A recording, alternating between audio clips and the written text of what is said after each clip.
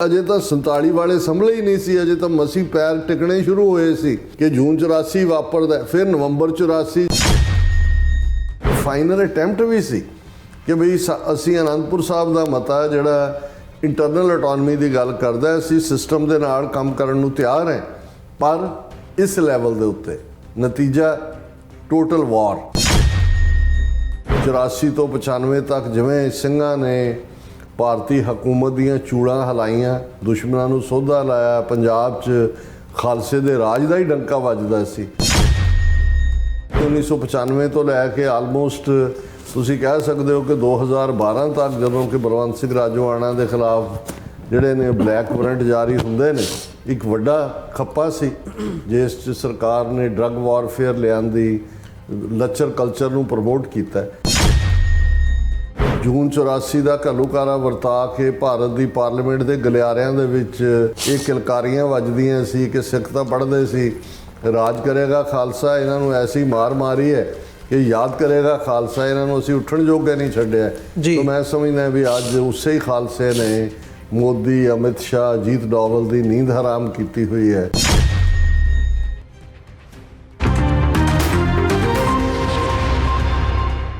Viewers, break ਤੋਂ ਬਾਅਦ ਤੁਹਾਡਾ ਸਾਰਿਆਂ ਦਾ ਸਵਾਗਤ ਹੈ। ਗੱਲਬਾਤ ਅੱਗੇ ਤੋਰਦੇ ਹਾਂ। ਡਾਕਟਰ ਸਾਹਿਬ, ਜਿਵੇਂ 84 ਤੋਂ ਬਾਅਦ ਦੇ ਸਮੇਂ ਦੀ ਅਸੀਂ ਗੱਲ ਕਰ ਰਹੇ ਹਾਂ ਅਤੇ 41ਵੀਂ ਵਰ੍ਹੇਗੰਢ ਹੈਗੀ ਹੈ ਘੱਲੂਘਾਰੇ ਦੀ। ਸੋ ਮੈਂ ਜਦੋਂ ਅਸੀਂ ਸਿੱਖ ਸੰਘਰਸ਼ ਦੀ ਜਾਂ ਅਜੋਕੇ ਸਿੱਖ ਸੰਘਰਸ਼ ਦੀ ਗੱਲ ਕਰਦੇ ਹਾਂ ਸੋਵਰਨਿਟੀ ਦੇ ਲਈ, ਖਾਲਿਸਤਾਨ ਦੀ ਪ੍ਰਾਪਤੀ ਦੇ ਲਈ, ਇਹਦੇ 'ਚ ਜੇ 84 ਜਾਂ 84 ਤੋਂ ਵੀ ਪਹਿਲਾਂ ਤੁਸੀਂ 78 ਦਾ ਟਾਈਮ ਪੀਰੀਅਡ ਤੋਂ ਜ਼ਿਕਰ ਕਰਦੇ ਹੋ, ਕਾਫੀ ਉਤਾਰ ਚੜ੍ਹਾਅ ਦੇਖੇ ਨੇ ਕੌਮ ਨੇ।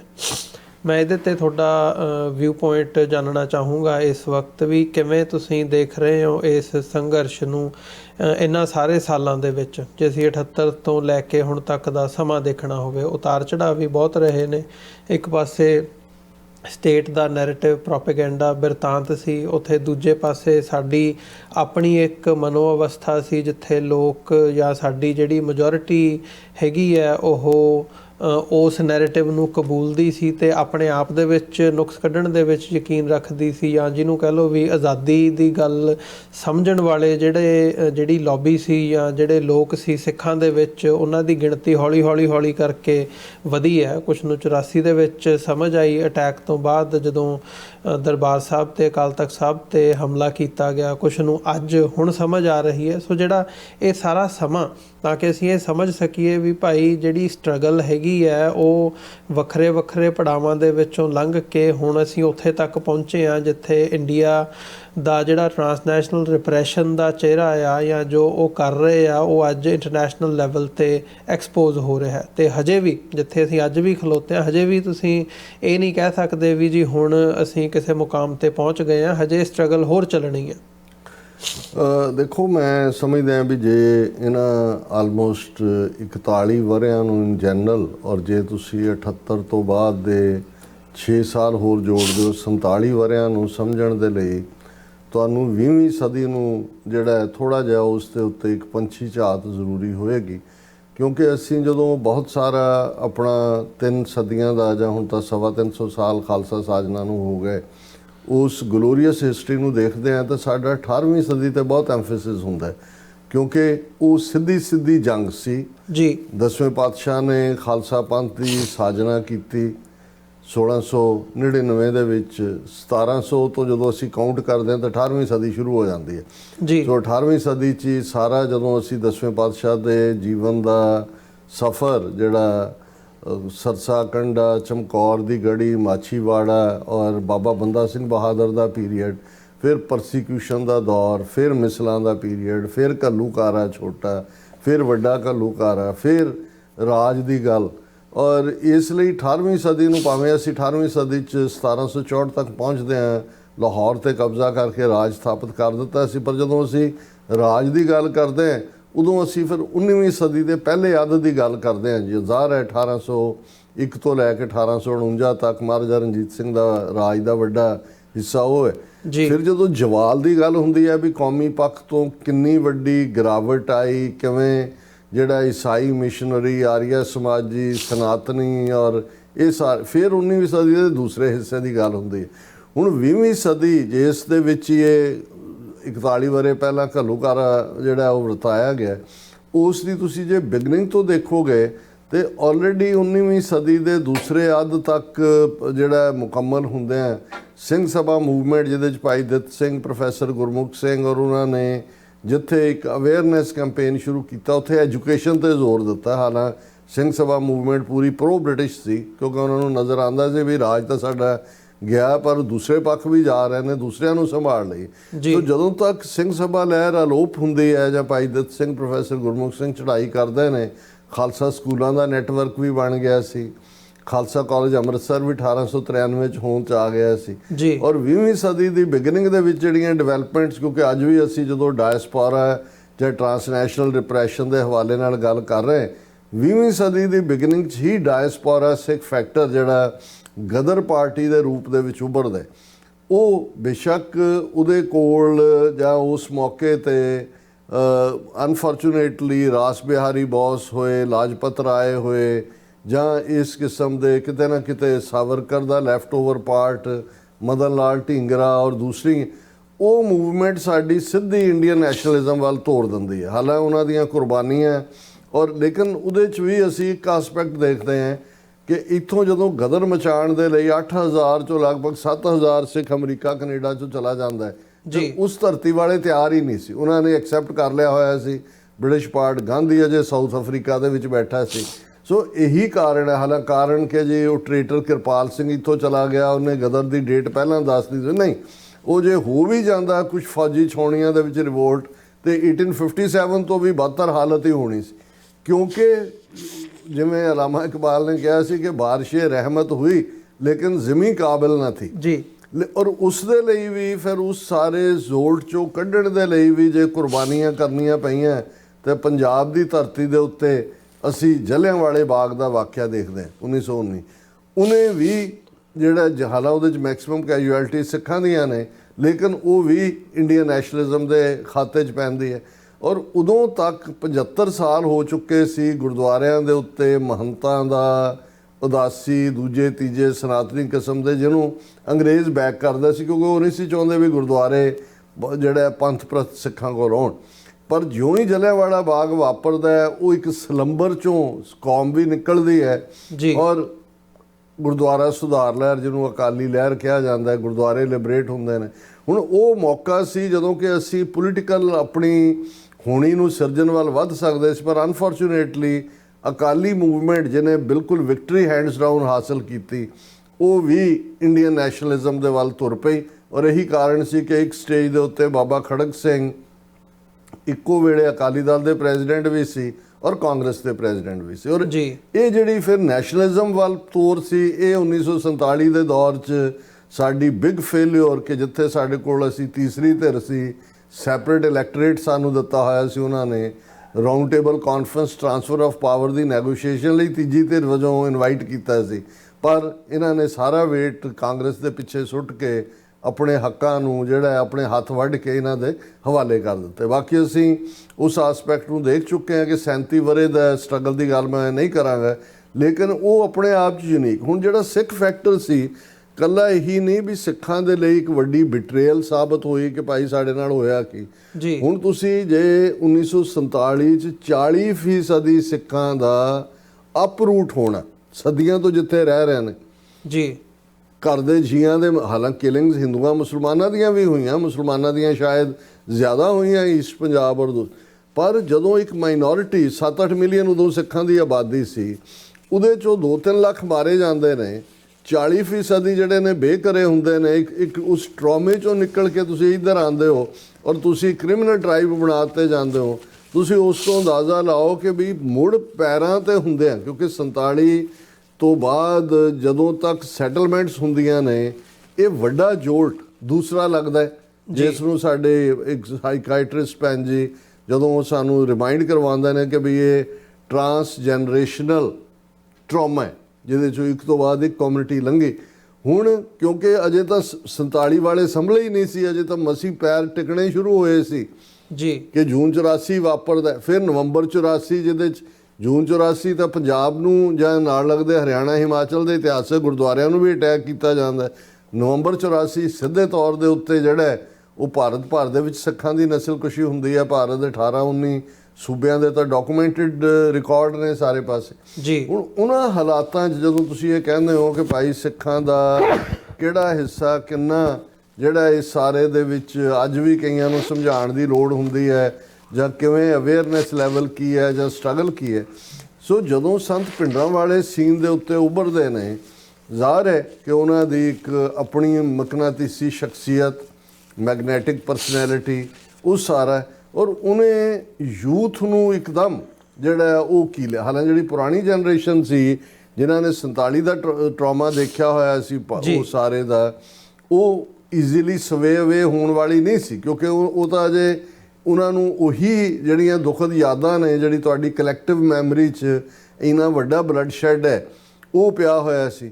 ਲੇਕਿਨ ਨੌਜਵਾਨਾਂ ਨੂੰ ਇਹ ਗੱਲ ਸਮਝ ਆਈ, ਔਰ ਅਸੀਂ ਇਹ ਸਮਝਦੇ ਹਾਂ ਕਿ ਭਾਈ ਭਾਵੇਂ, ਔਰ ਇਸ ਦਾ ਵੱਡਾ ਸਬੂਤ ਸੀ ਕਿ ਈਵਨ ਕੌਮ ਦੇ ਵਿੱਚ ਵੀ ਹੁਣ ਭਾਰਤ ਦੇ ਤੁਸੀਂ ਬਹੁਤ ਸਾਰੇ ਮੋਰਚੇ ਦੇਖ ਲਓ, ਮੈਨੂੰ ਨਹੀਂ ਲੱਗਦਾ ਵੀ ਧਰਮ ਯੁੱਧ ਮੋਰਚੇ ਵਾਂਗ ਕਿਸੇ ਦੀ ਇੰਨੀ ਲੈਂਥ ਹੋਏ 2 ਸਾਲ ਤੋਂ ਜ਼ਿਆਦਾ, ਔਰ 2 ਲੱਖ ਤੋਂ ਜ਼ਿਆਦਾ ਗ੍ਰਿਫਤਾਰੀਆਂ ਦੇ ਲਈ ਪੇਸ਼ ਕੀਤਾ ਹੋਇਆ। ਜੇ ਤੁਸੀਂ ਪਰਸੈਂਟੇਜ ਵਾਈਜ਼ ਦੇਖੋ ਕਿ 2% ਤੋਂ ਵੀ ਘੱਟ ਮਾਈਨੋਰਿਟੀ ਵੱਲੋਂ ਕਿਸੇ ਕਾਂਗਰਸ ਦੀ ਕਿਹੜੀ ਐਜੀਟੇਸ਼ਨ 'ਚ 2 ਲੱਖ ਗ੍ਰਿਫਤਾਰੀਆਂ ਹੋਈਆਂ ਨੇ। Even quit India movement Gandhi ਦੀ ਕੋਰਟ ਹੁੰਦੀ ਹੈ, 33,000 ਬੰਦਾ ਜਿਹੜਾ ਅੰਦਰ ਗਿਆ ਟੋਟਲ।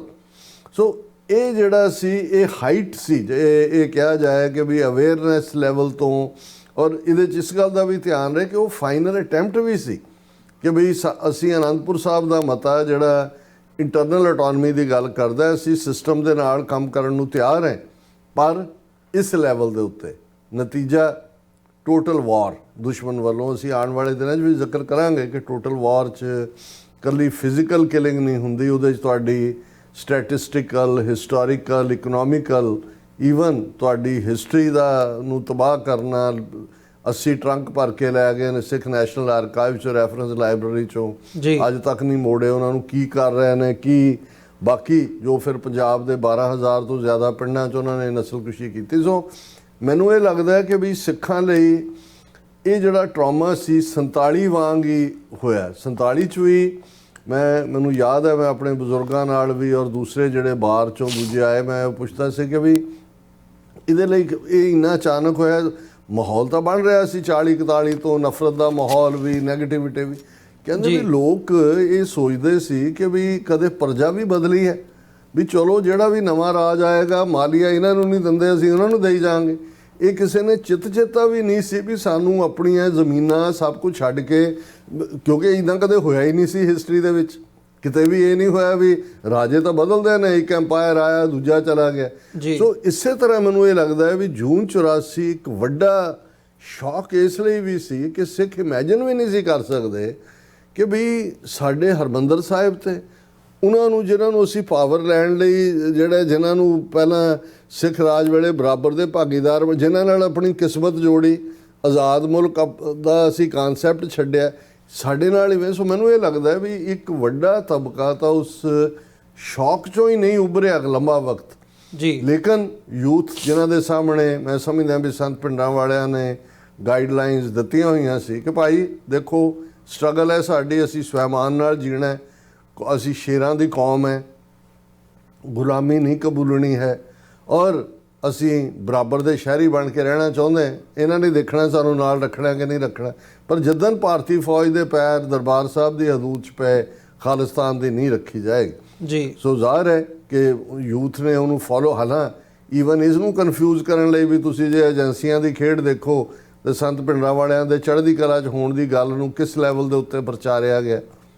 ਔਰ ਇਹਦੇ ਬਾਵਜੂਦ ਇਹੀ ਕਾਰਨ ਹੈ ਕਿ ਵੀ ਆਲਮੋਸਟ 2 ਸਾਲ ਡਿਲੇ ਹੁੰਦਾ ਹੈ ਸਰਬੱਤ ਖਾਲਸਾ ਜਾਂ ਖਾਲਿਸਤਾਨ ਦਾ ਐਲਾਨਨਾਮਾ, ਕਿਉਂਕਿ ਉਸ ਪੀਰੀਅਡ ਦੇ ਵਿੱਚ ਇਸ ਕਿਸਮ ਦਾ ਪ੍ਰਭਾਵ ਸੀ। ਲੋਕ ਮੇਕ ਬਿਲੀਵ ਕਰਦੇ ਨੇ, ਔਰ ਕਈ ਵਾਰ ਤੁਸੀਂ ਕਿਸੇ ਫਰਦਰ ਫੁੱਟ ਤੋਂ ਬਚਣ ਦੇ ਲਈ ਉਸ ਸਾਰੇ ਦੇ ਉੱਤੇ ਮਿੱਟੀ ਪਾਉਣ ਦੀ ਕੋਸ਼ਿਸ਼ ਵੀ ਕਰਦੇ ਹੋ ਜੀ। ਲੇਕਿਨ ਜਿਹੜਾ ਤੁਹਾਡਾ ਸਵਾਲ ਹੈ ਵੀ ਕਿੱਥੋਂ ਤੁਰ ਕੇ ਕਿੱਥੇ ਪਹੁੰਚੇ, ਮੈਂ ਸਮਝਦਾ ਵੀ ਕਿਉਂਕਿ ਇਹ ਕੋਈ ਪਲੈਨਡ ਸਟਰਗਲ ਉਸ ਲੈਵਲ ਦੀ ਨਹੀਂ ਸੀ ਕਿ ਵੀ ਤੁਸੀਂ ਜਿਹੜਾ ਉਹ ਖਾਲਿਸਤਾਨ ਦੇ ਲਈ ਕੋਈ ਰੋਡ ਮੈਪ ਬਣਾਇਆ, ਕੋਈ ਉਹ ਸਾਰੇ ਨੂੰ ਲੈ ਕੇ ਤੁਰੇ ਹੋ। ਜਿਵੇਂ ਮੈਂ ਕਿਹਾ ਵੀ 47 ਤੋਂ ਬਾਅਦ ਸਾਡੇ ਨਾਲ ਕੀ ਵਾਪਰਿਆ, ਕਿਉਂਕਿ ਕਿਸੇ ਦੇ ਚੇਤੇ ਵੀ ਨਹੀਂ ਸੀ ਕਿ ਵੀ ਟ੍ਰਾਂਸਫਰ ਆਫ ਪਾਪੂਲੇਸ਼ਨ ਪੀਸਫੁਲੀ ਵੀ ਹੋ ਸਕਦੀ ਸੀ ਜੇ ਉਵੇਂ ਹੀ ਕਰਨਾ ਹੋਏ ਜੀ। ਲੇਕਿਨ ਇੰਨਾ ਖੂਨ ਖਰਾਬਾ ਔਰ ਇੰਨਾ ਤੁਸੀਂ 3 ਕੱਪੜਿਆਂ 'ਚ ਆਪਣੇ ਘਰਾਂ ਦੇ ਜੀ ਮਰਵਾ ਕੇ ਆ ਰਹੇ ਹੋ ਔਰ ਆਪਣਾ ਸਾਰਾ ਇਤਿਹਾਸਕ ਵਿਰਸਾ ਵੀ ਛੱਡ ਕੇ ਆ ਰਹੇ ਹੋ। ਇਵੇਂ ਹੀ ਜੂਨ 84 ਵੀ ਜਿਹੜਾ ਹੈ ਉਹ ਬੋਲਟ ਫਰੋਮ ਦਾ ਬਲੂ ਸੀ ਕਿ ਇੰਨਾ ਵੱਡਾ ਸ਼ੌਕ ਸੀ। ਉਹਦੇ ਨਾਲ ਇਨ ਟਰਮਸ ਆਉਂਦਿਆਂ ਵਕਤ ਲੱਗਾ, ਲੇਕਿਨ ਮੈਂ ਸਮਝਦਾ ਹਾਂ ਵੀ ਸਾਡੇ ਉਹਨਾਂ ਯੋਧਿਆਂ ਨੂੰ ਅਸੀਂ ਸੈਲਿਊਟ ਕਰਦੇ ਹਾਂ। ਜਿੱਥੇ ਜੂਨ 84 ਆ, ਜਦੋਂ 2 ਜੂਨ ਨੂੰ ਅਸੀਂ ਗੱਲ ਕਰ ਰਹੇ ਹਾਂ, ਆਲਰੇਡੀ ਪੰਜਾਬ ਦੇ ਵਿੱਚ ਫੌਜ ਨੇ 4 ਚੁਫੇਰੇ ਘੇਰਾਬੰਦੀ ਫੌਜ ਦੇ ਹਵਾਲੇ ਜਿਹੜਾ ਉਹ ਕਰ ਦਿੱਤਾ ਗਿਆ ਸੀ ਪੰਜਾਬ ਨੂੰ। ਔਰ ਜਿਨ੍ਹਾਂ ਨੇ ਪਹਿਲਾਂ ਤਾਂ ਜੂਨ 84 ਦੇ ਪਹਿਲੇ ਹਫਤੇ to the last breath and bullet, ਅਖੀਰਲੇ ਸਾਹ, ਅਖੀਰਲੀ ਗੋਲੀ ਤੱਕ ਮੁਕਾਬਲਾ ਕੀਤਾ ਸਨ ਜਰਨੈਲ ਸਿੰਘ ਖਾਲਸਾ ਪਿੰਡਰਾਂਵਾਲੇ, ਜਨਰਲ ਸੁਬੇਗ ਸਿੰਘ, ਭਾਈ ਅਮਰੀਕ ਸਿੰਘ ਔਰ ਉਹਨਾਂ ਦੇ ਦਰਜਨਾਂ ਸਾਥੀ ਸਿੰਘ ਸਿੰਘਣੀਆਂ, ਉਹਨਾਂ ਨੂੰ ਅਸੀਂ ਅਕੀਦਤ ਦੇ ਫੁੱਲ ਭੇਟ ਕਰਦੇ।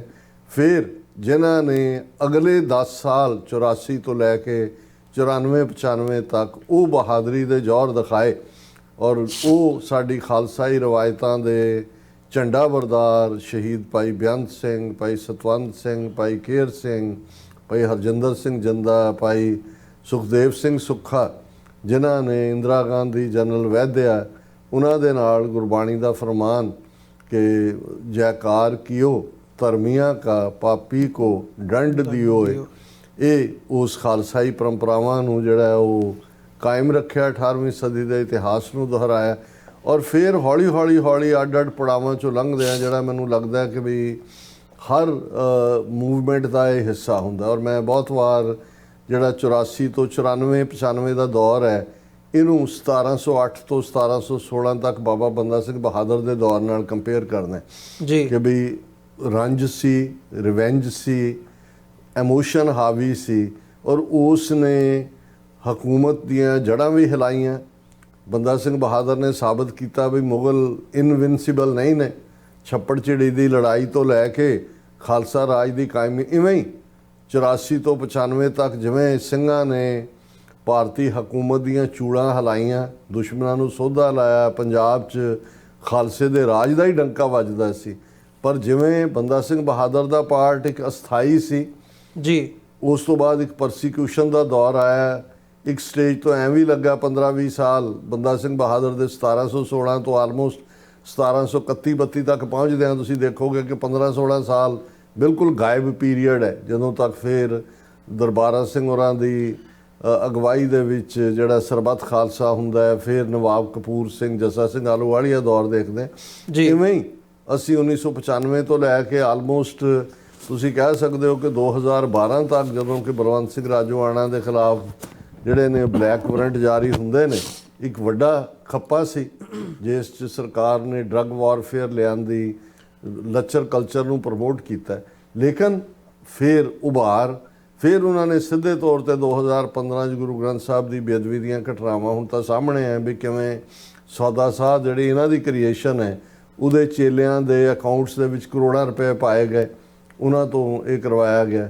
ਲੇਕਿਨ ਫਿਰ ਅਸੀਂ ਦੇਖਦੇ ਹਾਂ ਵੀ ਬੇਸ਼ੱਕ ਉਹ ਪਲੇਟਫਾਰਮ ਸਾਡੇ ਪੋਲੀਟੀਕਲ ਕੰਮ ਨਹੀਂ ਆਇਆ, ਲੇਕਿਨ ਕਿਸਾਨ ਮੂਵਮੈਂਟ ਜਿਹੜੀ 20-21 ਮਹੀਨੇ ਚੱਲਦੀ ਹੈ, ਜਿਸ ਦੇ ਵਿੱਚ ਉਹੀ ਪੰਜਾਬ ਦੀ ਰੈਜ਼ਿਸਟੈਂਸ, ਡਿਫਾਇੰਸ, ਚੈਲੰਜ, ਸਿੱਖੀ ਵੈਲਿਊਜ਼, ਸਿੱਖ ਕਲਚਰ ਦੀ ਰਿਚਨੈਸ ਜਿਹੜੀ ਲੋਕਾਂ ਨੇ ਦਿੱਲੀ ਦੇ ਆਲੇ ਦੁਆਲੇ 'ਚ ਦੇਖੀ ਜੀ, ਉਸ ਦੀ ਵਿਕਟਰੀ, 3 ਖੇਤੀ ਕਾਨੂੰਨ ਵਾਪਸ ਹੋਣਾ।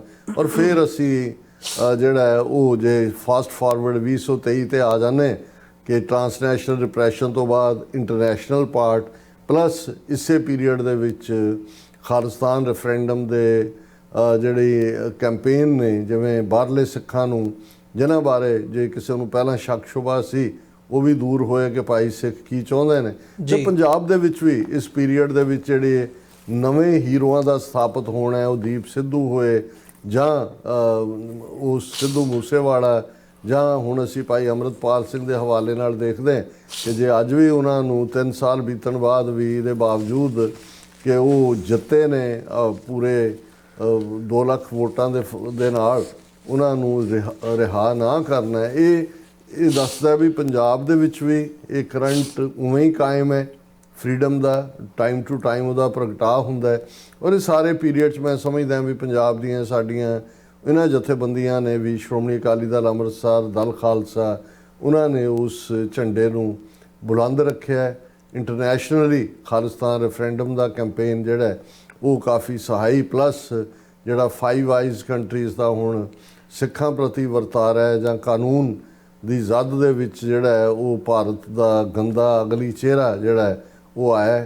ਇਹ ਆਪਣੇ ਆਪ ਦੇ ਵਿੱਚ ਮੈਂ ਸਮਝਦਾ ਵੀ 41 ਵਰ੍ਹਿਆਂ ਵਜੇ ਉਦੋਂ ਜੂਨ 84 ਦਾ ਘੱਲੂਘਾਰਾ ਵਰਤਾ ਕੇ ਭਾਰਤ ਦੀ ਪਾਰਲੀਮੈਂਟ ਦੇ ਗਲਿਆਰਿਆਂ ਦੇ ਵਿੱਚ ਇਹ ਕਹਿ ਕੇ ਲੱਗਦੇ ਸੀ, ਇਹ ਕਿਲਕਾਰੀਆਂ ਵੱਜਦੀਆਂ ਸੀ ਕਿ ਸਿੱਖ ਤਾਂ ਪੜ੍ਹਦੇ ਸੀ, ਰਾਜ ਕਰੇਗਾ ਖਾਲਸਾ, ਇਹਨਾਂ ਨੂੰ ਐਸੀ ਮਾਰ ਮਾਰੀ ਹੈ ਕਿ ਯਾਦ ਕਰੇਗਾ ਖਾਲਸਾ, ਇਹਨਾਂ ਨੂੰ ਅਸੀਂ ਉੱਠਣ ਜੋਗੇ ਨਹੀਂ ਛੱਡਿਆ। ਤਾਂ ਮੈਂ ਸਮਝਦਾ ਵੀ ਅੱਜ ਉਸੇ ਹੀ ਖਾਲਸੇ ਨੇ ਮੋਦੀ, ਅਮਿਤ ਸ਼ਾਹ, ਅਜੀਤ ਡੋਵਲ ਦੀ ਨੀਂਦ ਹਰਾਮ ਕੀਤੀ ਹੋਈ ਹੈ। ਉਹਨਾਂ ਨੂੰ ਭਾਰਤ ਦੇ 20 ਕਰੋੜ ਮੁਸਲਮਾਨਾਂ ਦਾ ਕੋਈ ਖੌਫ ਨਹੀਂ ਹੈ। ਜੇ ਅੱਜ ਉਹਨਾਂ ਨੂੰ ਖੌਫ ਹੈ ਤੇ ਖਾਲਸੇ ਦਾ। ਔਰ ਇਹ ਜਿਹੜਾ 4 ਰੋਜ਼ਾ ਮਿਸਲ ਡਰੋਨ ਵਾਰ ਦੇ ਵਿੱਚ ਤੀਜੀ ਧਿਰ ਵਜੋਂ ਖਾਲਸੇ ਦਾ ਉਭਾਰ ਹੈ। ਔਰ ਇੰਟਰਨੈਸ਼ਨਲੀ ਸਾਡੀ ਜਿਹੜੀ ਮੈਂ ਸਮਝਦਾ ਵੀ ਚੜ੍ਹਦੀ ਕਲਾ ਹੈ, ਉਹ ਭਾਵੇਂ ਵੱਡੇ ਵੱਡੇ ਨਗਰ ਕੀਰਤਨ ਹੋਣ, ਕੋਵਿਡ-19 ਦੇ ਚਲਦਿਆਂ ਸਾਡਾ ਸੌਫਟ ਪਾਵਰ ਦੇ ਤੌਰ 'ਤੇ ਉੱਭਰ ਰਹੇ। ਆਸਟ੍ਰੇਲੀਆ ਦੇ ਵਿੱਚ ਬੁਸ਼ ਫਾਇਰ, ਦੁਨੀਆ 'ਚ ਫੇਮਿਨ, ਬਾਕੀ ਸਾਰੀਆਂ ਥਾਵਾਂ 'ਤੇ ਸਿੱਖਾਂ ਦਾ ਹੋਣਾ ਜੀ ਆਪਣੇ ਆਪ 'ਚ ਦੱਸਦਾ ਹੈ ਕਿ ਭਾਈ ਇਹ ਜਿਹੜੀ 18ਵੀਂ ਸਦੀ ਦੀ ਸਪਿਰਿਟ ਸੀ ਕਿ ਮੰਨੂ ਸਾਡੀ ਦਾਤਰੀ, ਅਸੀਂ ਮੰਨੂ ਦੇ ਸੋਏ, ਜਿਉਂ-ਜਿਉਂ ਮੰਨੂ ਵੱਢਦਾ ਅਸੀਂ ਦੂਣ ਸਵਾਏ ਹੋਏ। ਸੋ ਗੁਰੂ ਦੀ ਕਲਾ ਵਾਪਰ ਰਹੀ ਹੈ, ਗੁਰੂ ਦੀ ਕਰਾਮਾਤ, ਜ਼ਾਰਾ ਜ਼ਹੂਰ, ਹਾਜ਼ਰਾ ਹਜ਼ੂਰ ਪਾਤਸ਼ਾਹ ਦੀ ਕਰਾਮਾਤ ਹੈ ਕਿ ਖਾਲਸਾ 4 ਚਫੇਰੇ ਚੜ੍ਹਦੀ ਕਲਾ ਦੇ ਵਿੱਚ ਦੁਸ਼ਮਣ ਨੂੰ ਲਲਕਾਰ ਵੀ ਰਿਹਾ ਔਰ ਆਪਣੀ ਹੋਣੀ ਖਾਲਿਸਤਾਨ ਸਿਰਜਣ ਦੇ ਲਈ ਪੱਬਾਂ ਪਾਰ ਵੀ ਹੈ। ਜੀ ਡਾਕਟਰ ਸਾਹਿਬ, ਬਿਲਕੁਲ ਜਿਹੜੀ ਤੁਸੀਂ ਇਹ ਗੱਲ ਕੀਤੀ ਹੈ ਵੀ ਹੁਣ ਅਸੀਂ ਇੱਕ ਧਿਰ ਦੇ ਤੌਰ 'ਤੇ ਉੱਭਰ ਕੇ ਸਾਹਮਣੇ ਆਏ ਹਾਂ, ਮਤਲਬ ਇਹ ਸਟਰਗਲ ਦਾ ਉਹ ਰੂਪ ਹੈ ਜਿਹੜਾ ਹੁਣ ਸਾਹਮਣੇ ਆ ਰਿਹਾ ਹੈ। ਅਤੇ ਇਹ ਜਿਹੜੀ ਇੱਕ ਧਿਰ ਜਾਂ ਇੱਕ ਚੀਜ਼ ਸਾਨੂੰ ਨਜ਼ਰ ਆ ਰਹੀ ਹੈ, ਇਹਦੇ ਬਿਹਾਈਂਡ ਜਿਹੜਾ ਥਾਟ ਹੈ, ਜਦੋਂ ਅਸੀਂ ਆਈਡੀਓਲੋਜੀਕਲ ਲੈਵਲ ਦੇ ਉੱਤੇ ਗੱਲ ਕਰ ਰਹੇ ਹਾਂ, ਉਹ ਥਾਟ ਸਿੱਖ ਸੋਵਰਨਿਟੀ ਦੇ ਨਾਲ, ਖਾਲਿਸਤਾਨ ਦੇ ਨਾਲ ਜਾਂ ਸਿੱਖ ਹਿਸਟਰੀ ਦੇ ਉਸ ਪੱਖ ਨਾਲ ਰਿਲੇਟ ਕਰਦਾ ਜਾਂ ਉੱਥੋਂ ਆਪਣੀ ਐਨਰਜੀ ਤੇ ਇੰਸਪੀਰੇਸ਼ਨ ਲੈਂਦਾ, ਜਿਹਦਾ ਜ਼ਿਕਰ ਹੁਣ ਤੁਸੀਂ ਕੀਤਾ, ਐਲੈਬੋਰੇਟ ਕੀਤਾ। ਪਰ ਨਾਲ ਹੀ ਨਾਲ ਉਹ ਧਿਰ ਸਿੱਖਾਂ ਦੇ ਵਿੱਚ ਵਿਦਨ ਉਹ ਵੀ ਨਾਲ ਚੱਲ ਰਹੀ ਹੈ ਜਿਹੜੀ ਇਹਦੇ ਇਸ ਚੀਜ਼ ਦੇ ਨਾਲ, ਸੋਵਰਨਿਟੀ ਦੇ ਕਨਸੈਪਟ ਦੇ ਨਾਲ ਰਿਲੇਟ ਨਹੀਂ ਕਰਦੀ ਹੈਗੀ। ਉਹਨਾਂ ਦਾ ਇੱਕ ਭੰਬਲ ਭੂਸੇ ਵਾਲਾ ਦੌਰ ਕਹਿ ਲਓ ਜਾਂ ਭੰਬਲ ਭੂਸੇ ਵਾਲਾ ਮਾਈਂਡਸੈਟ ਕਹਿ ਲਓ, ਜਿਵੇਂ ਤੁਸੀਂ ਜ਼ਿਕਰ ਕੀਤਾ ਵੀ ਅਕਾਲੀ ਈਵਨ ਅਰਲੀ 1900s ਦੇ ਵਿੱਚ ਉਦੋਂ ਜਦੋਂ ਇੱਕ ਮੌਕਾ ਸੀ ਉਦੋਂ ਉਹ ਕਾਂਗਰਸ ਵਾਲੇ ਪਾਸੇ ਨੂੰ ਝੁਕੇ ਜਾਂ ਇੱਕ ਮਾਈਂਡਸੈਟ ਡਿਵੈਲਪ ਹੋ ਜਾਂਦਾ ਸਟਰਗਲ ਦੇ ਚੱਲਦਿਆਂ ਵੀ ਤੁਹਾਡੇ ਵਿੱਚ ਜਾਂ ਤੁਹਾਡੀ ਕੌਮ ਦੇ ਇੱਕ ਹਿੱਸੇ ਦੇ ਵਿੱਚ, ਜਿਹੜਾ ਫੈਸਲਾ ਨਹੀਂ ਕਰ ਪਾਉਂਦਾ ਕਿ ਅਸੀਂ ਕਿਸ ਪਾਸੇ ਖਲੋਤੇ ਹਾਂ। ਉਹ ਵਿਚਾਲੇ ਜੇ ਖੜੇ, ਕਦੇ ਇੱਧਰ ਨੂੰ ਹੁੰਦੇ ਨੇ, ਕਦੇ ਉੱਧਰ ਨੂੰ ਹੁੰਦੇ ਨੇ। ਉਹੀ ਅਸੀਂ 84 ਤੋਂ ਬਾਅਦ ਵੀ ਦੇਖਦੇ ਹਾਂ, ਜਿਹੜੀ ਸਾਡੀ ਲੀਡਰਸ਼ਿਪ ਸੀਗੀ, ਸੰਤ ਜਰਨੈਲ ਸਿੰਘ ਭਿੰਡਰਾਂ ਵਾਲਿਆਂ ਦੇ ਨਾਲ ਜਿਹੜੀ ਲੀਡਰਸ਼ਿਪ ਜੁੜੀ, ਉਹਨਾਂ 'ਚੋਂ ਬਹੁਤੇ ਤੇ ਉੱਥੇ ਹੀ ਸ਼ਹੀਦ ਹੋ ਗਏ 84 ਦੇ ਵਿੱਚ। ਅਤੇ ਬਾਅਦ ਦੇ ਵਿੱਚ ਕਈਆਂ ਨੇ ਸਟਰਗਲ, ਜਿਹੜੀ ਮਿਲੀਟੈਂਟ ਸਟਰਗਲ ਜਾਰੀ ਰੱਖੀ, ਅਤੇ ਫਿਰ ਉਹਨਾਂ ਦੇ ਜਿਹੜੇ ਰਿਮੇਨਸ ਨੇ ਉਹ ਹੁਣ ਅਸੀਂ ਦੇਖ ਰਹੇ ਹਾਂ ਕਿ ਉਸ ਥਾਟ ਦੇ ਨਾਲ ਰਿਲੇਟ ਕਰਦੇ ਉਹ ਹੁਣ ਇੱਕ ਧਿਰ ਦੇ ਵਜੋਂ ਉੱਭਰੇ ਆ। ਪਰ ਇੱਕ ਉਹ ਵੀ ਧਿਰ ਸੀ ਜਿਹੜੀ ਸਰਕਾਰ ਦੇ ਨਾਲ ਗੱਲਬਾਤ ਦੇ ਵਿੱਚ ਯਕੀਨ ਰੱਖਦੀ ਸੀ, ਸਰਕਾਰ ਦੇ ਨਾਲ ਰਲ ਕੇ ਚੱਲਣ ਦੇ ਵਿੱਚ ਯਕੀਨ ਰੱਖਦੀ ਸੀ, ਜਾਂ ਇਹ ਕਹਿ ਲਓ ਕਿ ਉਹ ਲੱਭਦੇ ਸੀ ਵੀ ਭਾਈ within the framework of the constitution ਉਹਨਾਂ ਦਾ ਜਿਹੜਾ ਕੋਈ ਸੋਲਿਊਸ਼ਨ ਹੈ ਉਹ ਉਹਨਾਂ ਨੂੰ ਲੱਭ ਪਵੇ। ਸੋ ਜਿਹੜੀ ਉਹ ਚੀਜ਼ ਹੈਗੀ ਹੈ, ਮੈਂ ਉਹਦੇ 'ਤੇ ਥੋੜ੍ਹਾ ਜਿਹਾ ਤੁਹਾਡਾ ਫੋਕਸ ਜਾਂ ਤੁਹਾਡੇ ਕੋਲੋਂ ਜਾਣਨਾ ਚਾਹੁੰਦਾ ਵੀ ਜਿਹੜਾ ਉਹ ਮਾਈਂਡਸੈਟ ਹੈ ਉਹ ਅੱਜ ਵੀ ਕਾਇਮ ਹੈ। ਅੱਜ ਵੀ ਜਦੋਂ ਅਸੀਂ ਜਿਹੜੇ ਹਾਲਾਤ ਬਣੇ ਹੋਏ ਆ, ਜਥੇਦਾਰ ਨੂੰ ਬਣਾਇਆ ਜਾਂਦਾ ਅਕਾਲ ਤਖਤ ਦਾ ਜਥੇਦਾਰ, ਇੱਕ ਧਿਰ ਉਹਦਾ ਵਿਰੋਧ ਕਰਦੀ ਹੈ। ਹੁਣ ਜੂਨ 84 ਦੀ ਵਰ੍ਹੇਗੰਢ ਮੌਕੇ 6 ਜੂਨ ਨੂੰ ਐਡਰੈਸ ਕਰਨਾ ਕਿ ਨਹੀਂ ਕਰਨਾ, ਕਿ ਕੀ ਹੋਣਾ ਕਿ ਕੀ ਨਹੀਂ ਹੋਣਾ, ਮਤਲਬ ਇਹ ਉਸ ਥਾਟ ਦੀ ਕੰਟੀਨਿਊਟੀ ਹੈ ਵੀ ਜਿੱਥੇ ਸਾਡਾ ਫੋਕਸ ਆਜ਼ਾਦੀ ਦੇ ਲਈ, ਜਿਸ ਕਿਸਮ ਦਾ ਚੈਲੰਜ ਹੈ ਹਕੂਮਤ ਦਾ, ਭਾਰਤੀ ਸਟੇਟ ਦਾ, ਉਹਦੇ ਲਈ ਸਾਡਾ ਉੱਧਰ ਨੂੰ ਸਾਡਾ ਫੋਕਸ ਹੋਣਾ ਚਾਹੀਦਾ ਕਿ ਅਸੀਂ ਕੀ ਕਰ ਸਕਦੇ ਹਾਂ। ਪਰ ਜਿਹੜੀ ਡਿਬੇਟ ਹੈ ਉਹ ਕਿਸੇ ਹੋਰ ਲੈਵਲ ਦੇ ਉੱਤੇ ਚੱਲ ਰਹੀ ਹੈ। ਦੇਖੋ, ਅਗੇਨ ਤੁਹਾਡੇ ਸਵਾਲ ਦੇ ਵਿੱਚ 3-4 ਸਵਾਲ ਨੇ ਔਰ ਸ਼ਾਇਦ ਜ਼ਿਆਦਾ ਵਕਤ ਲੱਗੇ ਜੇ ਮੈਂ ਸਭ ਨੂੰ ਐਲੈਬੋਰੇਟ ਕਰਾਂ। ਮੈਂ ਇੱਕ ਜਨਰਲ ਕਹਿਣਾ ਚਾਹੁੰਦਾ ਕਿ ਵੀ ਇੱਕ ਤਾਂ ਉਹ ਧਿਰ ਹੁੰਦੀ ਹੈ ਜਿਹਨੂੰ ਸਰਕਾਰ ਦੀ ਪੁਸ਼ਤ ਪਨਾਹੀ ਹੁੰਦੀ ਹੈ ਔਰ ਸਰਕਾਰ ਇਹ ਚਾਹੁੰਦੀ ਹੁੰਦੀ ਹੈ ਕਿ ਵੀ ਇੱਕ ਭੰਬਲ ਭੂਸਾ ਬਣਿਆ ਰਿਹਾ। ਔਰ ਇਹ ਗੁਰੂ ਸਾਹਿਬਾਨ ਦੇ ਆਪਣੇ ਜੀਵਨ ਕਾਲ ਦੇ ਵੇਲੇ ਵੀ ਅਸੀਂ ਦੇਖਦੇ ਹਾਂ ਵੀ ਸਰਕਾਰ ਨੇ ਉਸ ਧਿਰ ਨੂੰ ਜਿਹੜਾ ਦਾ ਸੰਬੰਧ ਗੁਰੂ ਪਰਿਵਾਰਾਂ ਦੇ ਨਾਲ ਹੀ ਸੀ, ਉਹ ਪ੍ਰਿਥੀ ਚੰਦ ਦੀ ਔਲਾਦ ਹੋਏ, ਮੀਣੇ ਹੋਣ, ਮਸੰਦ ਹੋਣ, ਧੀਰ ਮਲੀਏ ਹੋਣ, ਰਾਮ ਰਾਈਏ ਹੋਣ, ਇਹ ਸਾਰੇ ਸਰਕਾਰੀ ਪੁਸ਼ਤਪਨਾਹੀ ਵਾਲੇ ਗੁਰੂ ਘਰ ਦੀ ਗੁਰਤਾ ਨੂੰ, ਗੁਰਗੱਦੀ ਨੂੰ, ਔਰ ਜਿਹੜੇ ਗੁਰੂ ਸਾਹਿਬਾਨ ਗੁਰਗੱਦੀ 'ਤੇ ਬਿਰਾਜਮਾਨ ਸਨ ਉਹਨਾਂ ਦੇ ਖਿਲਾਫ ਇਫੈਕਟਿਵ ਚੈਲੰਜ ਇਹਨਾਂ ਨੇ ਦਿੱਤੇ। ਰਾਦਰ ਉਹਨਾਂ ਦਾ ਰਸਤਾ ਵੀ ਰੋਕਿਆ। ਔਰ ਕਈ ਵਾਰ ਗੁਰੂ ਅਰਜਨ ਸਾਹਿਬ ਦੀ ਸ਼ਹਾਦਤ ਦੇ ਪੀਰੀਅਡ 'ਚ ਤੋਂ ਪਹਿਲਾਂ ਵੀ ਪ੍ਰਿਥੀਏ ਦਾ ਰੋਲ ਅਸੀਂ ਦੇਖਦੇ ਹਾਂ। ਜਿਸ ਪ੍ਰਥਾਏ ਭਾਈ ਗੁਰਦਾਸ ਜੀ ਨੇ ਲਫ਼ਜ਼ ਮੀਣਾ ਲਫ਼ਜ਼ ਇਸਤੇਮਾਲ ਕੀਤਾ ਜੀ, ਇੱਕ ਤਾਂ ਇਹ ਕਲਾਸ ਹੈ। ਮੈਂ ਵੈਸੇ ਕਈ ਵਾਰੀ ਜਨਰਲੀ ਆਮ ਲੋਕਾਂ ਨੂੰ ਸਮਝਾਉਣ ਦੇ ਲਈ ਇਹ ਕਈ ਵਾਰੀ ਇਹ ਕਹਿੰਦਾ ਹੁੰਦਾ ਵੀ ਜੇ ਅਸੀਂ ਇਹ ਕਹਿਣਾ ਹੋਏ ਕਿ ਵੀ ਕਿਸੇ ਵੀ ਸੰਘਰਸ਼ ਨੂੰ ਅੱਗੇ ਤੋਰਨ ਵਾਲੇ, ਜਿਨ੍ਹਾਂ ਨੂੰ ਅੱਜ ਲਫ਼ਜ਼ ਐਕਟਿਵਿਸਟ ਕਿਹਾ ਜਾਂਦਾ ਹੈ, ਉਹ 5% ਤੋਂ ਵੀ ਘੱਟ ਲੋਕ ਹੁੰਦੇ ਨੇ ਜੀ। 5% ਰਜਿਸਟਰਡ ਬੇਈਮਾਨ ਹੁੰਦੇ ਨੇ, ਜਿਨ੍ਹਾਂ ਨੇ ਨੋ ਮੈਟਰ ਤੁਸੀਂ ਕੀ ਕਰੋ, ਉਹਨਾਂ ਨੇ ਬੇਈਮਾਨ, ਉਹਨਾਂ ਦੀ ਜ਼ਹਿਨੀਅਤ ਹੈ, ਉਹਨਾਂ ਨੇ ਅਗੇਂਸਟ ਹੀ ਭੁਗਤਣਾ ਹੁੰਦਾ। ਉਹ ਗੁਰੂ ਸਾਹਿਬਾਨ ਦੇ ਪੀਰੀਅਡ 'ਚ ਵੀ ਰਹੇ। 90% ਜਿਹੜੇ ਨੇ ਉਹ ਫੈਂਸ ਸਿਟਰ ਹੁੰਦੇ ਨੇ। ਉਹ ਐਕਟਿਵਿਸਟ 5% ਦਾ ਪ੍ਰਭਾਵ ਵੀ ਕਬੂਲ ਸਕਦੇ ਨੇ ਅਤੇ ਉਹ ਰਜਿਸਟਰਡ ਬੇਈਮਾਨਾਂ ਦੇ ਖਾਤੇ 'ਚ ਵੀ ਕਈ ਵਾਰ ਭੁਗਤ ਜਾਂਦੇ ਨੇ। ਸੋ ਮੈਂ ਇਹ ਸਮਝਦਾ ਵੀ ਰਜਿਸਟਰਡ ਬੇਈਮਾਨਾਂ ਬਾਰੇ ਤਾਂ ਮੈਂ ਕੁਛ ਕਹਿਣਾ ਨਹੀਂ ਚਾਹੁੰਦਾ। ਹਾਂ, ਤੁਸੀਂ ਜਿਨ੍ਹਾਂ ਦਾ ਜ਼ਿਕਰ ਕੀਤਾ ਕਿ ਬਈ ਜੇ ਹੁਣ ਅਕਾਲੀਆਂ ਦਾ ਰੋਲ ਕਹਿਣਾ ਹੋਏ, ਦੇਖੋ ਵਕਤ ਪਾ ਕੇ ਜਦੋਂ ਕੋਈ ਚੀਜ਼ ਐਸਟੈਬਲਿਸ਼ਮੈਂਟ ਬਣ ਜਾਂਦੀ ਹੈ, ਹੁਣ ਇਹੀ ਅਕਾਲੀ ਨੇ, ਅਕਾਲੀਆਂ ਤੋਂ ਵੱਧ ਕੇ ਕਿਹੜੀ ਪਾਰਟੀ ਭਾਰਤ ਦੇ ਵਿੱਚ ਹੈ ਜਿਨ੍ਹਾਂ ਦਾ ਸ਼ਾਨਦਾਰ ਕੁਰਬਾਨੀਆਂ ਦਾ ਇਤਿਹਾਸ ਹੈ। ਡਾਂਗਾ ਖਾਣ ਨੂੰ, ਜੈਤੋ ਦੇ ਮੋਰਚੇ ਵੇਲੇ ਮਸ਼ੀਨ ਗੰਨਾਂ ਮੂਹਰੇ ਖੜਨ ਨੂੰ, ਸਾਕਾ ਨਨਕਾਣਾ ਸਾਹਿਬ ਪੂਰੀਆ ਹੋ ਕੇ ਸ਼ਹੀਦ ਹੋਣ ਨੂੰ। ਔਰ ਅਕਾਲੀ ਦਾ ਮਤਲਬ ਹੀ ਪੰਜਾਬ ਦੇ ਵਿੱਚ ਇਮਾਨਦਾਰ, ਗੈਰਤਮੰਦ, ਚੈਲੰਜ ਕਰਨ ਵਾਲਾ ਅਤੇ ਜੇਲ੍ਹ ਕੱਟਣ ਵਾਲਾ ਜੀ, ਇਹ ਲਫ਼ਜ਼ ਸੀ। ਲੇਕਿਨ ਕਿਵੇਂ ਵਕਤ ਪਾ ਕੇ ਜਦੋਂ ਤੱਕ ਇਹ ਬਾਦਲ ਟੌੜਾ ਤਲਵੰਡੀ ਤਿਖੜੀ ਦਾ ਦੌਰ ਆਉਂਦਾ ਹੈ, ਕਿਵੇਂ ਅਕਾਲੀ ਦਲ ਆਪਣੇ ਫਰਜ਼ਾਂ ਤੋਂ ਬੇਮੁਖ ਹੁੰਦਾ ਹੈ, ਕੌਮੀ ਨਿਸ਼ਾਨੇ ਤੋਂ ਬੇਮੁਖ ਹੁੰਦਾ। ਅਕਾਲੀ ਲਫ਼ਜ਼ ਵੀ ਤਾਂ ਉਹਨਾਂ ਨੇ ਅਕਾਲੀ ਫੂਲਾ ਸਿੰਘ ਤੋਂ ਲਿਆ, ਬਾਣਾ ਵੀ ਸਾਰਾ ਨੀਲਾ ਤਾਂ ਨਹੀਂ ਰੱਖਿਆ, ਦਸਤਾਰ ਤਾਂ ਅਕਾਲੀਆਂ ਵਾਲੀ ਨੀਲੀ ਰੱਖੀ ਜੀ, ਅਕਾਲੀ ਫੂਲਾ ਸਿੰਘ ਵਾਲੀ। ਪਰ ਜੂਨ 84 ਤੱਕ ਪਹੁੰਚਦੇ ਆ ਤੁਸੀਂ ਇਹ ਦੇਖਦੇ ਹੋ ਕਿ ਵੀ ਇਹਨਾਂ ਦਾ ਕੀ ਰੋਲ ਹੈ। ਔਰ ਮੇਰੇ ਸਾਹਮਣੇ ਉਹ ਆਰਟੀਕਲ ਹੈ, ਕਿਉਂਕਿ ਜਦੋਂ ਦਰਬਾਰ ਸਾਹਿਬ 'ਤੇ ਘੱਲੂਘਾਰਾ ਵਰਤਾਇਆ ਜਾਂਦਾ, ਉਸ ਤੋਂ ਫੌਰਨ ਬਾਅਦ ਮਹੀਨੇ ਡੇਢ ਮਹੀਨੇ ਬਾਅਦ ਇੰਦਰਾ ਗਾਂਧੀ ਨੇ ਪਾਰਲੀਮੈਂਟ ਦੇ ਵਿੱਚ ਵਾਈਟ ਪੇਪਰ ਜਾਰੀ ਕੀਤਾ ਸੀ, ਜਿਸ ਦੇ ਵਿੱਚ ਇਹ ਕਿਹਾ ਗਿਆ ਕਿ ਭਾਈ 24 ਮੀਟਿੰਗਾਂ ਜਿਹੜੀਆਂ ਅਕਾਲੀਆਂ ਦੇ ਨਾਲ ਜਦੋਂ ਧਰਮਯੁੱਧ ਮੋਰਚਾ ਚੱਲ ਰਿਹਾ ਸੀ ਹੋਈਆਂ, ਉਹਨਾਂ 'ਚੋਂ 9 ਗੁਪਤ ਮੀਟਿੰਗਾਂ ਸੀ, ਖੁਫੀਆ ਮੀਟਿੰਗਾਂ ਸੀ। ਔਰ ਇਹਨਾਂ ਮੀਟਿੰਗਾਂ ਦੇ ਵਿੱਚ ਲੌਂਗੋਵਾਲ, ਬਾਦਲ, ਤਲਵੰਡੀ, ਟੌੜਾ ਇਹ ਸਾਰੇ ਸ਼ਮੂਲੀਅਤ ਕਰਦੇ ਰਹੇ। ਔਰ ਈਵਨ ਉਹ ਵੇਰਵੇ ਨੇ ਵੀ ਜਿਹੜੀਆਂ ਗੁਪਤ ਮੀਟਿੰਗਾਂ ਹੋਈਆਂ 16 ਨਵੰਬਰ 1982 ਨੂੰ, 17 ਨਵੰਬਰ 1981 ਨੂੰ, 1983 ਨੂੰ, ਈਵਨ ਮਈ ਦੇ ਮਹੀਨੇ 'ਚ ਵੀ 1984 ਦੇ ਵਿੱਚ ਜਿਹੜਾ ਉਹ ਗੁਪਤ ਮੀਟਿੰਗਾਂ ਇਹ ਕਰ ਰਹੇ ਨੇ। ਹੁਣ ਜਿਹੜੀ ਹਕੂਮਤ ਨੂੰ ਇੱਕ ਪਾਸੇ ਅਕਾਲੀ ਦਾ ਧਰਮਯੁੱਧ ਮੋਰਚਾ ਤਾਂ ਸੰਤ ਪੋਲੀਟੀਕਲ ਪਾਰਟੀ ਤਾਂ ਨਹੀਂ ਸੀ, ਉਹ ਤਾਂ ਰਿਲੀਜੀਅਸ ਦਮਦਮੀ ਟਕਸਾਲ ਦੇ ਮੁਖੀ ਸੀ। ਉਹਨਾਂ ਨੇ ਆਪਣੀ ਬੈਕਿੰਗ ਕੀਤੀ ਹੋਈ ਸੀ ਧਰਮਯੁੱਧ ਮੋਰਚੇ ਦਾ ਜਿਹੜਾ ਡਿਕਟੇਟਰ ਹੈ ਹਰਚੰਦ ਸਿੰਘ ਲੌਂਗੋਵਾਲ ਨੂੰ ਜੀ। ਹੁਣ ਜੇ ਉਹ ਪਾਰਟੀ 24 ਮੀਟਿੰਗਾਂ, 9 ਗੁਪਤ ਮੀਟਿੰਗਾਂ, ਔਰ ਇਹਦਾ ਲੋਕਾਂ ਨੂੰ ਨਹੀਂ ਪਤਾ ਹੈ, ਸੰਤਾਂ ਤੱਕ ਵੀ ਨਹੀਂ ਸੀ, ਕਿਉਂਕਿ ਇਹ ਡੀਲ ਬਣਾਉਣਾ ਚਾਹੁੰਦੇ ਸੀ। ਲੇਕਿਨ ਇਹਦੇ ਬਾਵਜੂਦ ਗੱਲ ਇਹ ਨਹੀਂ ਹੈ ਵੀ ਉਹ ਕੀ ਚਾਹੁੰਦੇ ਸੀ, ਉਹ ਤਾਂ ਇਸ ਚੋਂ ਨਿਕਲਣਾ ਚਾਹੁੰਦੇ ਸੀ ਸਿਚੁਏਸ਼ਨ। ਉਹਨਾਂ ਨੂੰ ਤਾਂ ਲੱਗਦਾ ਸੀ ਵੀ ਸੰਤਾਂ ਨੇ ਸਾਨੂੰ ਫਸਾਦਤਾ ਲਿਆ ਕੇ, ਉਹ ਕੋਈ ਵੇ ਆਊਟ ਚਾਹੁੰਦੇ ਸੀ। ਪਰ ਜਿਨ੍ਹਾਂ ਦੇ ਨਾਲ ਵਾਹ ਸੀ ਉਹ ਤਾਂ ਸਿੱਖਾਂ ਨੂੰ ਸਬਕ ਸਿਖਾਉਣਾ ਚਾਹੁੰਦੇ ਸੀ। ਉਹਨਾਂ ਤਾਂ 5 ਸਦੀਆਂ ਦਾ ਵੈਰ, ਉਹਨਾਂ ਦੀ ਡੀਪ ਸਟੇਟ ਤਾਂ ਆਪਣੇ ਕੰਮ ਤੇ ਲੱਗੀ ਹੋਈ ਸੀ ਜੀ।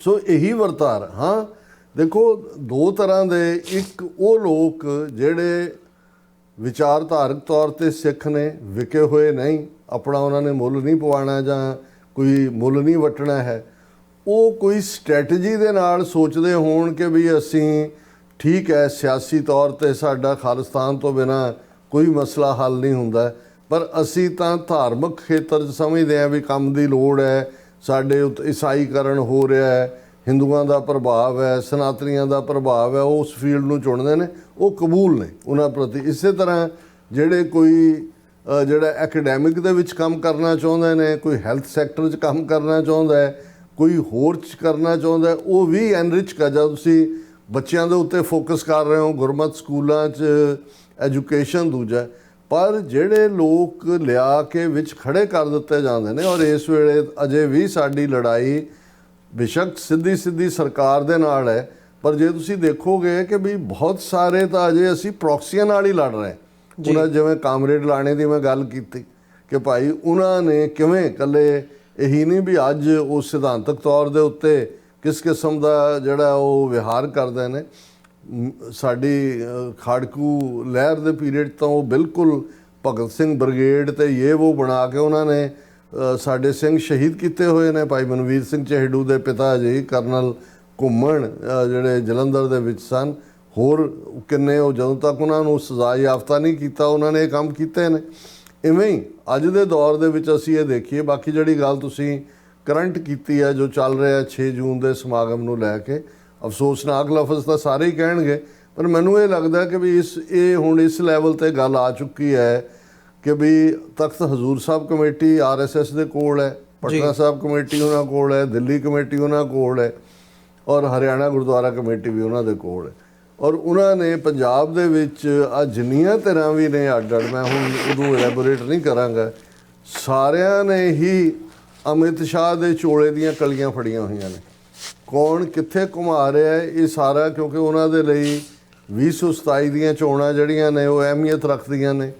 BJP ਪੰਜਾਬ 'ਚ ਸਿੱਧੇ ਤੌਰ ਤੇ ਉਵੇਂ ਹੀ ਪਲਟਾ ਦੇਣਾ ਚਾਹੁੰਦੀ ਹੈ ਸਿੱਖਾਂ ਨੂੰ, ਜਿਵੇਂ ਉਹਨਾਂ ਨੇ ਮਹਾਰਾਸ਼ਟਰ ਦੇ ਵਿੱਚ ਸ਼ਿਵ ਸੈਨਾ ਦਾ ਹਾਲ ਕੀਤਾ ਹੈ ਜਾਂ ਬਿਹਾਰ 'ਚ ਆਲਮੋਸਟ ਨਿਤੀਸ਼ ਕੁਮਾਰ ਦਾ ਕਰ ਦਿੱਤਾ ਹੈ ਕਿ ਉਹਨਾਂ ਨੂੰ ਪੰਜਾਬ ਬਹੁਤ ਚੁੱਭਦਾ ਹੈ, ਕੰਡੇ ਵਾਂਗ ਹੈ। ਔਰ ਉਹ ਸਮਝਦੇ ਨੇ ਵੀ ਪਹਿਲਾਂ ਉਹਨਾਂ ਨੇ, ਤੁਸੀਂ ਦੇਖੋ ਕਿਵੇਂ ਅਮਰਿੰਦਰ ਵਰਗੇ ਔਰ ਦੂਜੇ, ਹੁਣ ਢੀਂਡਸਾ ਚਲਾ ਗਿਆ ਇਸ ਦੁਨੀਆ ਤੋਂ, ਉਹਨੂੰ ਕਿੱਥੋਂ ਲੱਭ ਕੇ ਪਦਮ ਸ਼੍ਰੀ ਦਾ ਅਵਾਰਡ ਦਿੱਤਾ ਜਾਂ ਦੂਜਾ। ਤੁਸੀਂ ਇਹ ਦੇਖੋਗੇ ਵੀ ਸਾਰੀ ਖੇਡ ਜਿਹੜੀ ਹੈ, ਸੋ ਅਸੀਂ ਤਾਂ ਇਹੀ ਐਡਵਾਈਸ ਕਰ ਸਕਦੇ ਹਾਂ ਕਿ ਭਾਈ, ਔਰ ਕਿਉਂਕਿ 6 ਜੂਨ ਹੁਣ ਐਸਟੈਬਲਿਸ਼ ਈਵੈਂਟ ਹੋ ਗਈ, ਅਕਾਲ ਤਖਤ ਦੇ ਉੱਤੇ ਉਸ ਇਕੱਠ ਦੀ ਅਹਿਮੀਅਤ ਹੈ। ਤੁਸੀਂ ਉਸ ਇਕੱਠ ਦੇ ਬਰਾਬਰ ਕਿਸੇ ਹੋਰ ਥਾਂ 'ਤੇ ਵੀ ਇਕੱਠ ਰਖਾ ਲੈਂਦੇ ਹੋ, ਫਿਰ ਤੁਸੀਂ ਜਿਹੜਾ ਇਸ ਕਿਸਮ ਦਾ ਮਾਹੌਲ ਸਿਰਜਦੇ ਹੋ। ਪਹਿਲਾਂ ਇਹ ਕੋਈ ਦੱਸੇ ਵੀ ਜਿਨ੍ਹਾਂ ਦਾ ਅਸੀਂ ਜ਼ਿਕਰ ਕਰ ਰਹੇ ਹਾਂ ਕਿ ਭਾਈ ਉਹਨਾਂ ਨੇ ਕਿਹੜਾ ਸਿਸਟਮ ਫੋਲੋ ਕਰਕੇ, ਜਿਹੜੇ ਪਹਿਲੇ ਬਣਾਏ ਸੀ ਉਹਨਾਂ ਦਾ ਕਿਹੜਾ ਸਿਸਟਮ ਸੀ, ਜਿਨ੍ਹਾਂ ਦੀ ਬੈਕ ਦੇ ਉੱਤੇ ਕੋਈ ਖਲੋਣਾ, ਜਾਂ ਉਹਨਾਂ ਤੋਂ ਪਹਿਲਾਂ ਜਿਹੜੇ ਸੀ। ਜੇ ਤੁਸੀਂ ਸਾਧੂ ਸਿੰਘ ਭੌਰਾ ਦੇ ਪੀਰੀਅਡ ਤੋਂ ਦੇਖੋ, ਇਹ ਜਥੇਦਾਰ ਸਾਧੂ ਸਿੰਘ ਭੌਰਾ ਨੂੰ ਵੀਕਐਂਡ ਦੇ ਉੱਤੇ ਟੌੜੇ ਨੇ ਜਾ ਕੇ ਅਸਤੀਫਾ ਲਿਆ ਸੀ। ਉਹ ਇਸ਼ਨਾਨ ਕਰਨ ਚੱਲਿਆ ਸੀ ਕਿ ਬਈ ਅਸਤੀਫਾ ਦਿਓ। ਕਸੂਰ ਕਿਉਂਕਿ ਹਰਭਜਨ ਸਿੰਘ ਯੋਗੀ ਨੂੰ ਸਿੰਘ ਸਾਹਿਬ ਵੈਸਟਰਨ ਹੈਮੀਸਫੀਅਰ ਉਹ ਕਹਿੰਦੇ ਸੀ, ਉਹਨਾਂ ਸਾਧੂ ਸਿੰਘ ਭੌਰਾ ਨੇ ਕਿਹਾ ਸੀ ਵੀ ਅਸੀਂ ਤਾਂ ਅਕਾਲ ਤਖਤ ਨੇ ਕਦੇ ਉਹਨਾਂ ਨੂੰ ਦਿੱਤਾ ਹੀ ਨਹੀਂ ਹੈ, ਤੇ ਟੌੜੇ ਨੇ ਉਹਨਾਂ ਤੋਂ ਅਸਤੀਫਾ ਲਿਆ ਸੀ। ਇਵੇਂ ਹੀ ਜਥੇਦਾਰ ਰਣਜੀਤ ਸਿੰਘ 1999 'ਚ ਹਾਲਾਂ ਉਹਨਾਂ ਨੇ ਇੰਨਾ ਹੀ ਕਿਹਾ ਸੀ ਦੋਨਾਂ ਧਿਰਾਂ ਨੂੰ, ਬਾਦਲ ਔਰ ਟੌੜੇ ਨੂੰ, ਕਿ ਭਾਈ ਇਹ 300 ਸਾਲਾ ਲੰਘ ਲੈਣ ਦਿਓ ਫਿਰ ਕਰ ਲਿਓ। ਸਰਕਟ ਹਾਊਸ 'ਚ ਮੀਟਿੰਗ ਕਰਕੇ ਐਗਜ਼ੈਕਟਿਵ ਕਮੇਟੀ ਨੇ ਜਥੇਦਾਰ ਰਣਜੀਤ ਸਿੰਘ ਦਾ ਜਿਹੜਾ ਉਹਨੂੰ ਡਿਸਮਿਸ ਕਰਕੇ ਤੇ ਦੂਜਾ ਲਿਆ ਕੇ ਬਿਠਾ ਦਿੱਤਾ ਸੀ। ਸੋ ਸਿਸਟਮ ਦੀ ਗੱਲ, ਹਾਂ, ਜੇ ਕੋਈ ਵੀ ਧਿਰ ਜਿਹੜੀ ਇਹ ਕਰਦੀ ਹੈ ਕਿ ਭਾਈ ਕੋਈ ਬਣਾਉਣ ਤੇ ਲਾਉਣ ਦਾ, ਉਹਦੇ ਨਾਲ ਸਾਡੀ ਹਮਾਇਤ ਹੋਏਗੀ। ਪਰ ਇਹ ਤਾਂ ਸਾਰੇ ਜਿਹੜੇ ਨੇ ਆਪਣੇ ਸਿਆਸੀ ਆਕਾਵਾਂ ਦੀ ਖੇਡ ਖੇਡ ਰਹੇ ਨੇ। ਇਸ ਤੋਂ ਬਿਯੋਂਡ ਮੈਂ ਨਹੀਂ ਕੁਝ ਕਹਿਣਾ ਚਾਹੁੰਦਾ ਇਹਦੇ। ਜੀ ਡਾਕਟਰ ਸਾਹਿਬ, ਇੱਕ ਛੋਟੇ ਜਿਹੇ ਕਮਰਸ਼ੀਅਲ ਬ੍ਰੇਕ ਦੇ ਲਈ ਇੱਥੇ ਰੁਕਦੇ ਹਾਂ। ਵਿਊਅਰਸ ਗੱਲਬਾਤ ਨੂੰ ਅੱਗੇ ਤੋਰਦੇ ਹਾਂ ਫਿਰ।